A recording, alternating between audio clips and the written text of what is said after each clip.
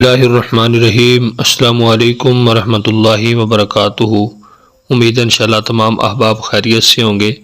آج انشاءاللہ ہم لیسن نمبر 4 پڑھیں گے، اور لیسن نمبر 4 کے اندر مسند الیہ، مسند کی تعریف، اور اسی طرح جملہ اسمیہ کی ترکیب، جملہ فعلیہ کی ترکیب، یہ انشاءاللہ آج ہم پڑھیں گے۔ تو سبق کا آغاز کرنے سے پہلے آپ سے گزارش ہے کہ اگر ابھی تک آپ نے ہمارے چینل کو سبسکرائب نہیں کیا تو چینل کو ضرور سبسکرائب کریں۔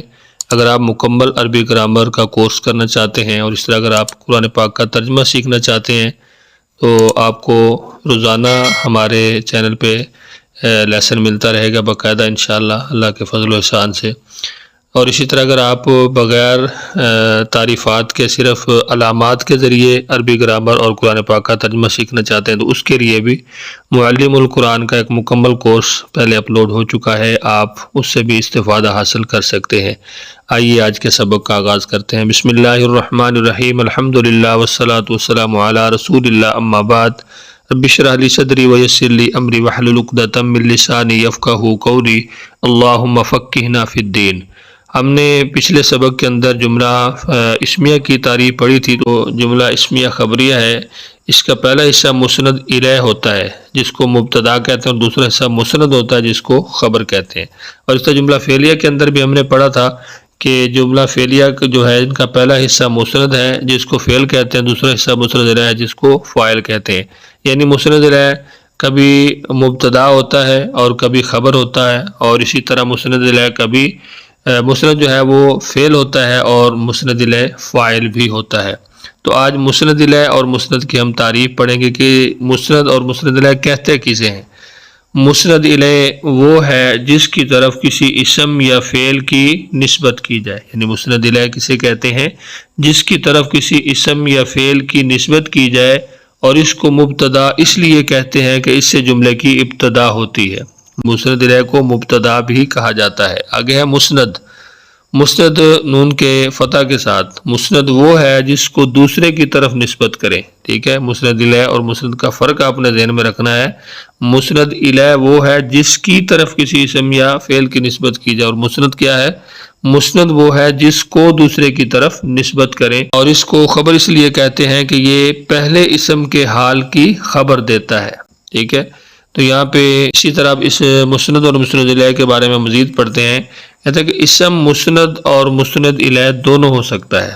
اسم جو ہے یہ مسند اور مسند الیہ دونوں ہو سکتا ہے، جیسے کہ ہم نے پڑھا ہے کہ مسند الیہ مبتدا ہوتا ہے اور مسند خبر ہوتا ہے۔ تو مبتدا خبر یہ جملہ اسمیہ خبریہ کا حصہ ہے، جو ہے یہ مسند اور مسند الیہ دونوں ہو سکتا ہے۔ اس کی مثالیں کون کون سی ہیں؟ جیسے زید عالم، کہ زید عالم ہے، جس کے اندر ہمیں پتہ چل رہا ہے کہ زید جو ہے وہ عالم ہے۔ جیسے زید عالم، کہ اس میں زید اور عالم دونوں اسم ہیں، اور عالم کی نسبت زید کی طرف ہو رہی ہے، اسی لیے زید مسند الیہ اور عالم مسند ہوا۔ آگے فعل جو ہے وہ مسند ہوتا ہے، مسند الیہ نہیں ہو سکتا۔ جو اسم ہے وہ مسند بھی ہوتا ہے، مسند الیہ بھی ہوتا ہے، لیکن فعل صرف مسند ہوتا ہے، مسند الیہ نہیں ہو سکتا۔ جیسے زید علمہ، زید جاننے والا ہے، اور علمہ زید، زید نے جانا۔ ان دونوں جملوں میں علمہ کی نسبت زید کی طرف ہو رہی ہے، اس لیے علمہ مسند ہوا اور زید مسند الیہ۔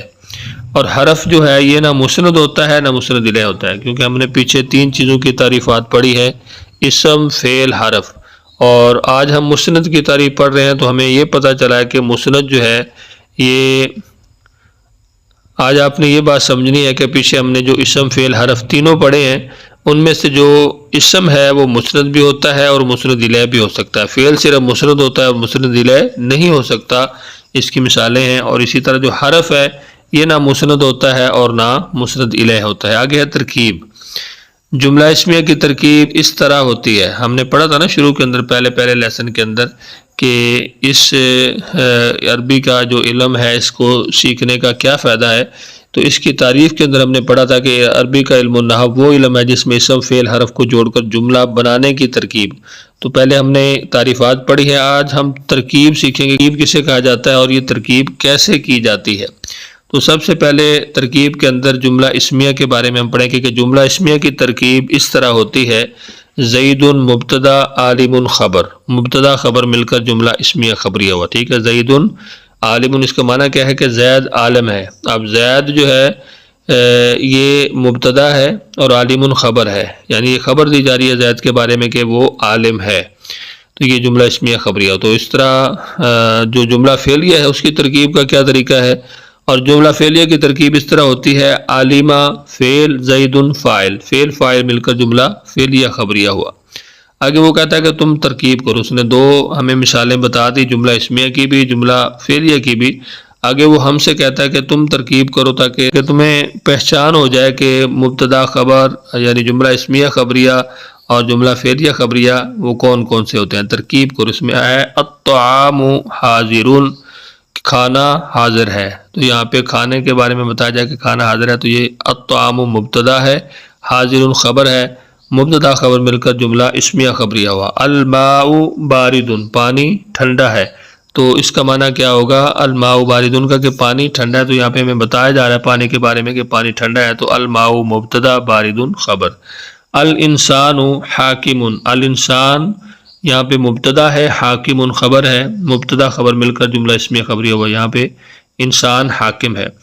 جلس زید، جلس فعل ہے، زید فاعل ہے، فعل فاعل مل کر جملہ فعلیہ خبریہ. ذہب امر، امر گیا. تو یہاں پہ ذہب جو ہے یہ فعل ہے، امر فاعل ہے. جلس زید کا معنی کیا ہے کہ زید بیٹھا، اور ذہب امر کا معنی کیا ہے کہ امر گیا. تو یہاں پہ ذہب فعل ہے، امر فاعل ہے، فعل فاعل مل کر جملہ فعلیہ خبریہ ہو. اسی طرح شربت ہند، ہند نے پیا، ہند نے پانی پیا، شربت پیا، کوئی چیز بھی پینے کی. تو یہاں پہ شربت فعل ہے، ہند فاعل ہے. اکلا خالد، اکلا فعل ہے، خالد فاعل ہے جس کا معنی خالد نے کھایا. اکلا کھایا، خالد خالد نے. نصرا بکر، مدد کی بکر نے. تو یہاں پہ نصرا جو ہے یہ فعل ہے اور بکر فاعل ہے. تو فعل فاعل مل کر جملہ فعلیہ خبریہ ہوا. کل کے سبق کے اندر انشاءاللہ ہم جملہ انشائیہ پڑھیں گے کہ جملہ انشائیہ کس کو کہا جاتا ہے، کیونکہ ہم نے پیچھے پڑھا تھا کہ جملے کی جو قسمیں ہوتی ہیں اس میں ہم نے جملہ اسمیہ بھی پڑھا ہے، جملہ فعلیہ بھی پڑھا ہے، اور اسی طرح مرکب مفید بھی پڑھا ہے. انشاءاللہ کل ہم جملہ انشائیہ کے بارے میں پڑھیں کہ جملہ انشائیہ کسے کہا جاتا ہے اور اس کی کتنی قسمیں ہیں، کون کون سی قسمیں ہیں. تو یہ انشاءاللہ ہم کل کے سبق کے اندر پڑھیں گے. سبق کے بارے میں اگر کوئی چیز آپ کو سمجھ نہیں آتی تو آپ ضرور پوچھیں، اور اگر ابھی تک آپ نے ہمارے چینل کو سبسکرائب نہیں کیا تو ہمارے چینل کو ضرور سبسکرائب کریں. انشاءاللہ اسی طرح تسلسل کے ساتھ آپ کو چینل پر ہمارے عربی گرامر اور اس طرح ترجمے کا سبق ملتا رہے گا. مجھے اپنی دعاؤں میں یاد رکھیے، اپنا بہت سارا خیال رکھیے. ملتے ہیں نیکسٹ لیسن میں، تب تک کے لیے اللہ حافظ.